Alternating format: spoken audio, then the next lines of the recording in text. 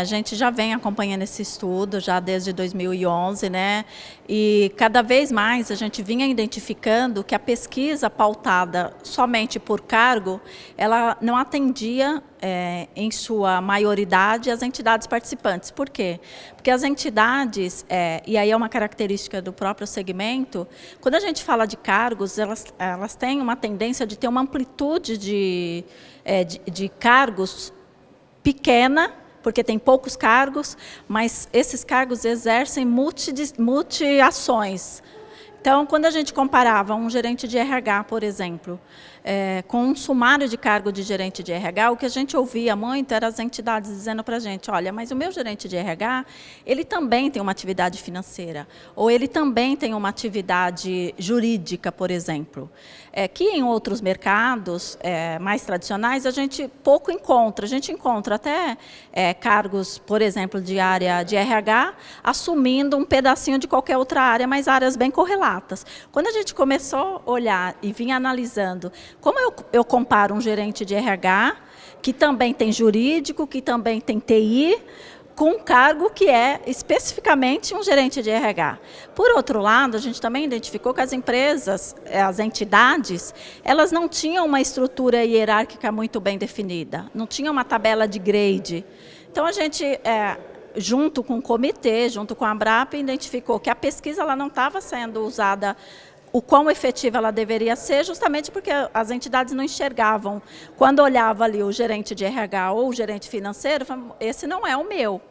Então, a gente partiu do princípio de que a gente, mais do que informar salário comparado por cargo, a gente precisaria montar ou estruturar uma hierarquia onde contemplava cargos, mas muito mais do que contemplar título de cargo ou comparabilidade só das atividades de um cargo específico, a gente poderia também hierarquizar isso e transformar grupos de cargos em grades.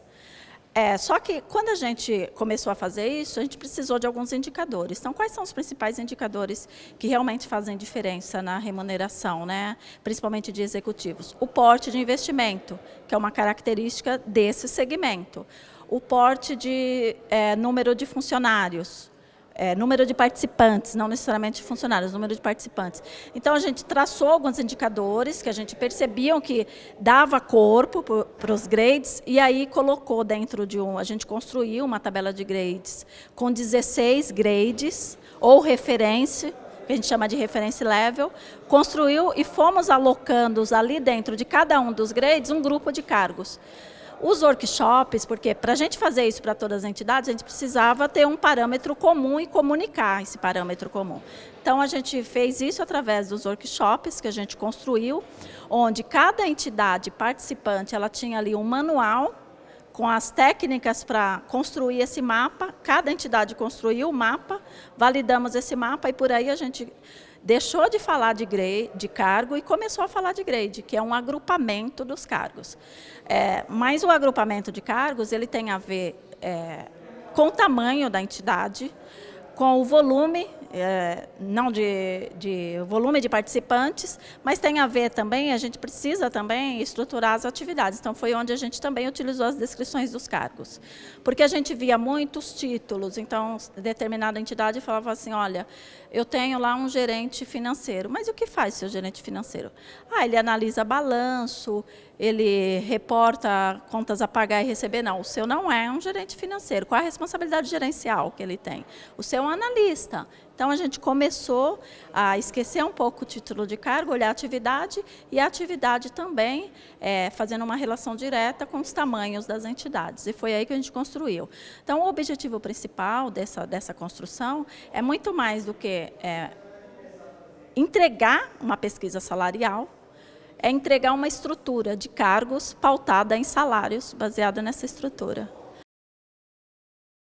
O PayNet é a ferramenta, é a forma pela qual a gente entrega as informações. E as empresas e as entidades, empresas que são clientes nossa e as entidades também que fazem esse tipo de trabalho, na verdade, assim, o acesso à informação é via online. Com essa possibilidade, a entidade também ela tem uma possibilidade, uma amplitude maior de análise. Então, ela pode estruturar uma pesquisa, eu quero me comparar, eu sou uma entidade de porte especial, mas eu quero me comparar com uma entidade de porte com um grupo de entidades de porte especial e porte 3, só que eu quero olhar também a região. Então, a forma pela qual ela vai estruturar a informação, o sistema ele dá esse embasamento. Só que as informações elas estão baseadas em grade. Uma entidade que não participou do workshop, que não construiu esse racional, ela não vai conseguir se comparar. Por isso até que a gente só considerou ir para um volume de entidades de qualidade, para trazer a qualidade da informação, a entidade ela precisaria ali ter um momento de estruturar a primeira informação dela para depois buscar informação no mercado. Porque é diferente de você entrar, porque a gente tem a base de dados por cargo, é diferente de você entrar no sistema e falar assim, olha, eu queria me comparar com o gerente de RH. Hoje, assim, eu não sei se o gerente de RH da minha entidade é um grade 14 ou é um grade 15, por exemplo. Então, eu preciso ter primeiro construído a minha estrutura, para depois eu conseguir me comparar com o mercado. A evolução disso, a gente já até trabalhou com outros segmentos que também fizemos um projeto piloto. A evolução disso é realmente as empresas, as entidades, elas terem ali uma base para elas começarem a construir as suas políticas de remuneração. E o volume de informações que vem para a gente, esse ano nós tivemos 103 entidades participando. Já é um volume significativo, mas quando a gente fala de massa crítica, quanto mais massa crítica a gente tiver para analisar, mais análises a gente consegue, mais correlações com áreas, com grades, a gente consegue fazer. E para as entidades, eu acho que o principal ganho, principalmente para aquelas que são menores e que não têm uma estrutura, o principal objetivo é que elas estão levando para dentro das suas empresas, não só a pesquisa, mas ela está levando também um racional para ela começar a se estruturar. Para o RH começar a ter autonomia e trabalhar os gestores de linha. Quando um gestor de linha ele vem propor um salário, ele também vem propor porque ele está pautado na informação que o funcionário dele traz. Então, a gente entende que com isso também nós estamos munindo o RH de argumentos, de estruturas, para que ele possa suportar o gerente de linha, né, dar respostas para o funcionário.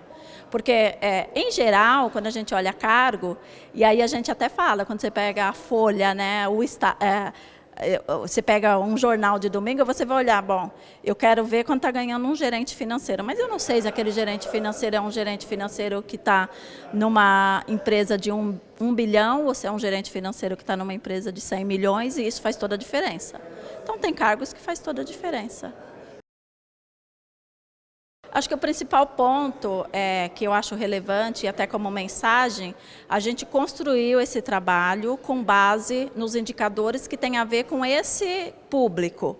Então, assim, esse ranqueamento de cargos, ele não deve ser aplicado, se eu sou uma entidade que eu não participei, e eu pegar o resultado, o ranqueamento de cargos de mercado geral e aplicar na minha entidade, não é recomendável.